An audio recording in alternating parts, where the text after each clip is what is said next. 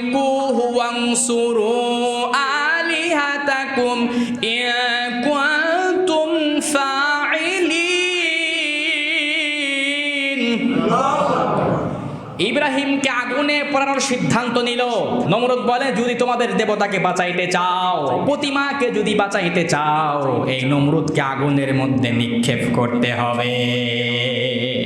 তাকে আগুনের মধ্যে নিক্ষেপ করার চূড়ান্ত সিদ্ধান্ত গ্রহণ করলো। আপনারা এ বিষয়ে জানেন, আপনারা এগুলা আলোচনা শুনেছেন, কিন্তু প্রতি বছরও তাও আমাদের করতে হবে, তাও আমাদেরকে বলতেই হবে। আপনি হয়তো শুনেছেন আপনার অভিজ্ঞতা থেকে 20 বছর, কিন্তু এই যে নতুন জেনারেশন যারা, এই যে আপনার 10 বছর 12 বছর, ওর কাছে কিন্তু আবার এটা নতুন, ওর কাছে এটা কি, ওর কাছে আবার কিন্তু এটা নতুন হবে। এজন্য বলতে হবে, জানতে হবে, বারবার শুনতে হবে এবং শিক্ষা নিয়ে সামনের দিকে অগ্রসর হতে হবে। আল্লাহ পাক তৌফিক দান করুন। আগুনের মধ্যে নিক্ষেপ করবে, লম্বা ঘটনা পুরোটা বলা আমার উদ্দেশ্য নয়, শুধু আইডিয়া ধারণা দেওয়া আমার উদ্দেশ্য। আগুনের মধ্যে যখন নিক্ষেপ করবে, ঠিক ওই সময় জিবরাইল রূহুল আমিন চলে আসলো, এসে বলে, আল্লাহর খলিল ইব্রাহিম, আপনাকে আগুনের মধ্যে দেওয়া হচ্ছে, আমি কি আপনাকে সাহায্য করতে পারি নাকি?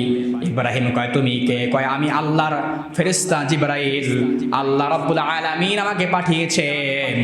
এবার ইব্রাহিম বলে, আমি যার জন্য জীবন দেই, যার জন্য আমি আগুন বেছে নিলাম, আমি যদি সাহায্য চাইতে হয় তার কাছেই যাইব। সুবহানাল্লাহ বলেন। সাহায্য চাইতে হলে কার কাছে যাইব? আমরা সাহায্য কার কাছে যাই? আমাদের সাহায্য আল্লাহর কাছে চাইতে হবে। আল্লাহ দেখলেন আমার খলিল এত বিপদে পড়ার পরেও কোনো ফেরেশতার কাছে, মানুষের কাছে সাহায্য চাইলেন না, মাথা নত করলেন না, আমার কাছে সাহায্য চাইলেন। আল্লাহ পাক বলেন, কুলনা ইয়া নারু কুনি বারদাও ওয়া সালামান আলা ইব্রাহিম। আল্লাহু আকবার।